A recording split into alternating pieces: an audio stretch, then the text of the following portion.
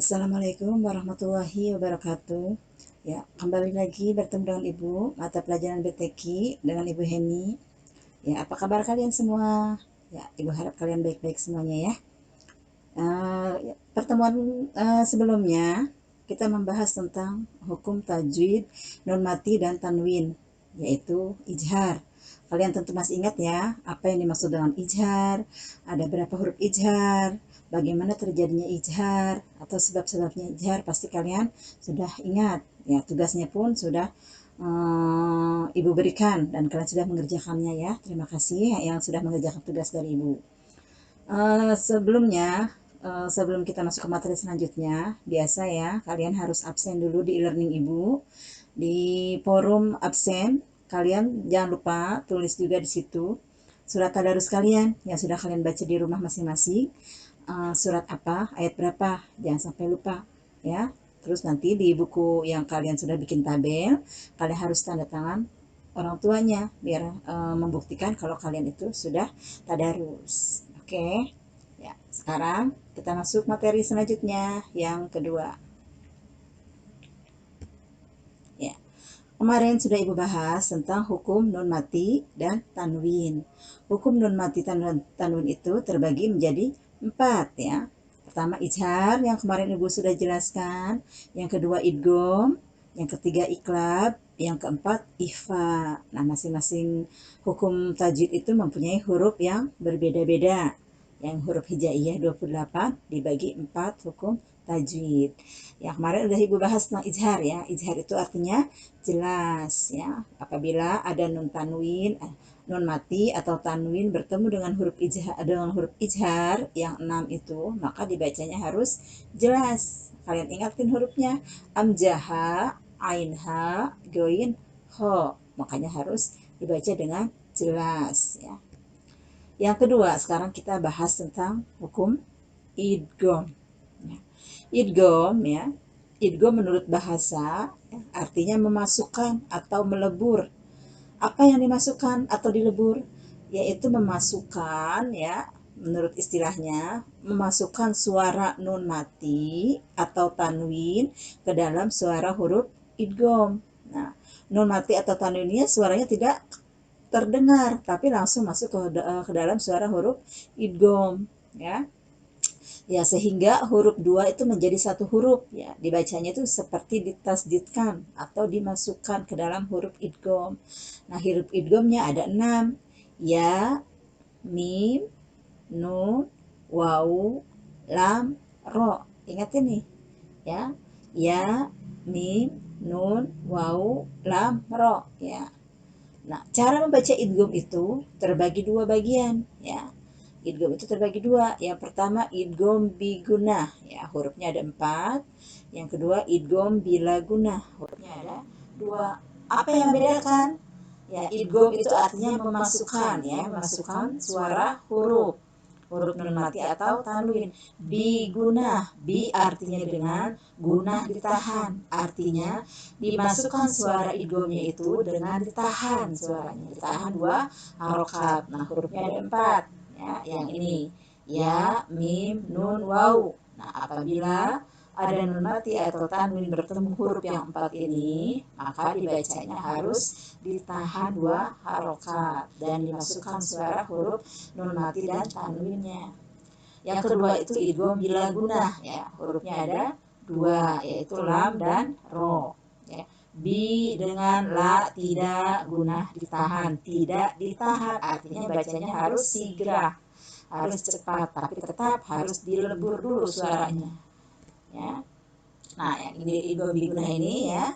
Idgham biguna artinya memasukkan dengan dengung atau ditahan hurufnya ya, nun, mim, waw ada 4 ya. Jadi, apabila ada nun sukun atau nun mati bertemu dengan huruf yang 4 itu, cara membacanya dengan memasukkan suara nun mati atau tanwin ke dalam suara huruf idgham yang 4 itu dengan ditahan atau dengan dengung ya. Contohnya ya, ini hurufnya ya, nun, mim, waw. Nah, hurufnya ya, ini kasih contoh yang tanwin ya, tanwin fathatain ya. Asal katanya hisaban yasiro. Karena ini hukumnya idgham tanwin bertemu dengan ya, maka dilebur suara tanwinnya menjadi suara huruf idgham yang ya. Bacanya hisabai yasiro. Kenapa ini berubah suara? Karena ini hukumnya idgham.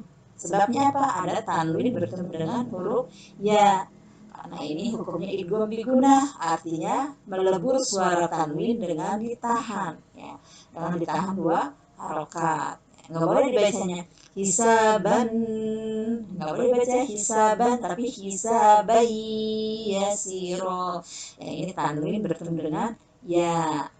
Yang keduanya nun mati nih, asal katanya anyaf, ya, anyafqahu. Nah, karena ini hukumnya idgham harus dilebur, ya, harus dimasukkan suaranya. Suara nun matinya dimasukkan ke dalam suara huruf ya. Jadi bacanya ayyafqahu. Ini hukumnya idgham biguna. Tanwin, yang ini nun mati bertemu dengan ya, yang ini tanwin bertemu dengan ya. Ya. Selanjutnya yang huruf nun sama ya. Amilatun nasibah. Nah, ini ada tanwin. Tanwin bertemu dengan huruf nun. Itu hukumnya idgham biguna. Ya. Yang keduanya lan nadkhulaha. Ini harus ditahan 2 harokat. Ada nun mati bertemu dengan nun. Yang ketiga contohnya huruf mim, ya. Asal katanya bisultonin, ya. Harus dimasukkan ke dalam huruf mim, ya, karena hukumnya idgham. Bisultonim mubin. Dia ditahan 2 harokat. Sama yang ini juga nun mati bertemu dengan mim. Amman, aman, jangan dibaca aman, tapi aman. Nun mati bertemu dengan mim, hukumnya idgham biguna. Ya, yang waw juga sama ya. Khairu, jangan khairun, jangan khairun wa abqa, tapi khairu wa abqa. Ini tanwin bertemu dengan waw. Ya, ini juga sama miwaroi, ya. Nun mati bertemu dengan waw. Itu hukumnya idgham biguna. Ingetin ya, biguna artinya memasukkan suara nun mati dan tanwin dengan ditahan. Hurufnya ada 4, ya, nun, mim, dan waw. Tuh.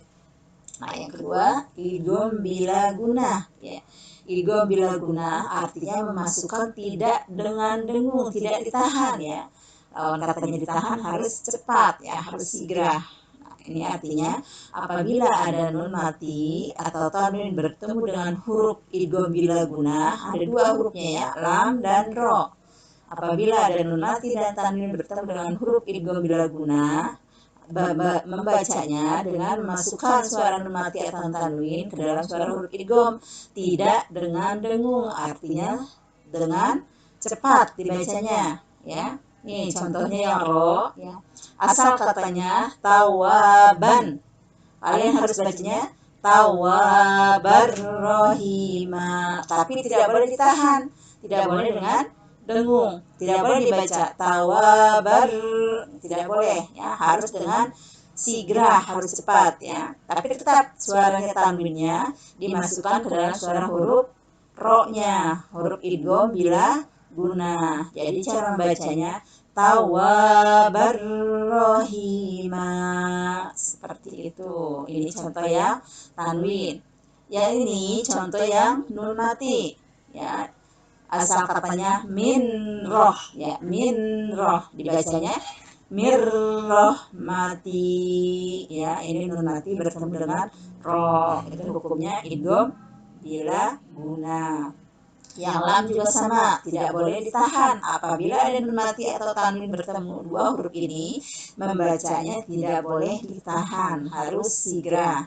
Ya, contohnya bimu'minil lana, bimu minillana, tidak boleh dibacanya bimu'minillana, tidak boleh ditahan, harus dengan sigrah. Tetap harus dimasukkan suara nunnya, ini suara tanwinnya dimasukkan ke dalam suara huruf lam, tidak boleh dibaca bimu'minin lana, tapi bimu'minillana, seperti itu ya.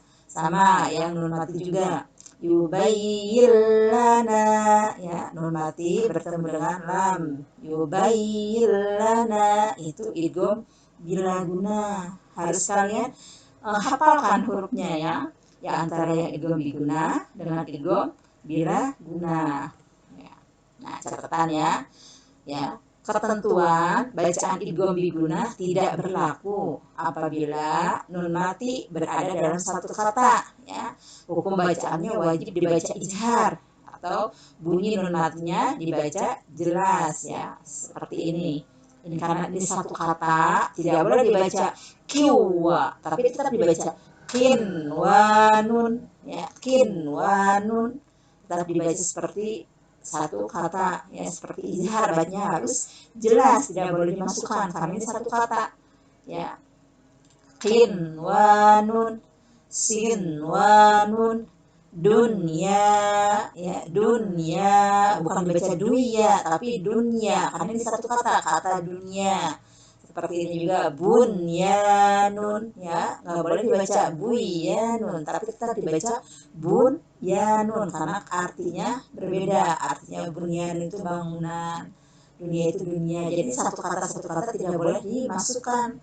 Walaupun ini ada nun mati bertemu wawu, nun mati bertemu ya, nun mati bertemu ya, karena ini satu kata, tidak jadi hukum idgham bila biguna ya. Itu harus yang kalian ingat ya. Nah, tugasnya ya, Ibu ini deh, Ibu ulang lagi ya. Idgham artinya memasukkan atau melebur ya. Apa yang dimasukkan? Memasukkan suara nun mati atau tanwin ke dalam suara huruf idgham. Idghamnya terbagi dua, ada idgham biguna dan ada idgham bila guna. Idgham biguna hurufnya 4, ya, mim, nun, wawu. Apabila ada nun mati atau tanwin bertemu huruf yang 4 itu, maka dibacanya dengan ditahan ya. Dan yang kedua, idgham bila guna. Idgham bila guna itu apabila ada nun mati atau tanwin bertemu huruf yang 2, lam dan ro. Membacanya tidak boleh ditahan, artinya harus sigrah, harus cepat ya. Nah, tugas untuk kalian ya, carilah hukum idgham ya, dua-duanya, idgham biguna dan idgham bila guna beserta sebabnya. Sebabnya seperti yang Ibu jelaskan tadi, ada tanwin bertemu huruf apa, nun mati bertemu huruf apa, itu sebabnya ya. Pada di mana carinya? Pada Al-Qur'an surat Al-Humazah ya. Ada tuh Al-Humazah, wailul likulli humazatil lumazah. Itu banyak tuh hukum idghamnya. Kalian cari ya, idgham biguna dan idgham bila guna. Setelah kalian cari, setelah kalian menemukan, kalian tulis di buku yang potongan-potongan ayat dari surat Al-Humazah itu. Tidak usah ditulis semua surat Al-Humazahnya, cukup potongan ayatnya yang mengandung idgham. Kalian tulis ya, terus kalian tulis di situ hukumnya idgham apa, sebabnya apa, ketemu apa, seperti itu. Nah, jawabannya tulis di buku, kalian foto dan kalian upload ke e-learning BTQ yang tugas idgham. Oke, bisa kan? Ya. Nah, Ibu untuk pertemuan selanjutnya nanti sebelum masuk materi biasa ya, kita masuknya ke Zoom dulu ya, absen dulu, dan jangan lupa surat tadarus dan ayat tadarus kalian ditulis di forum absen ya. Sekian dan terima kasih sudah memperhatikan pelajaran Ibu akhiri ya. Assalamualaikum warahmatullahi wabarakatuh.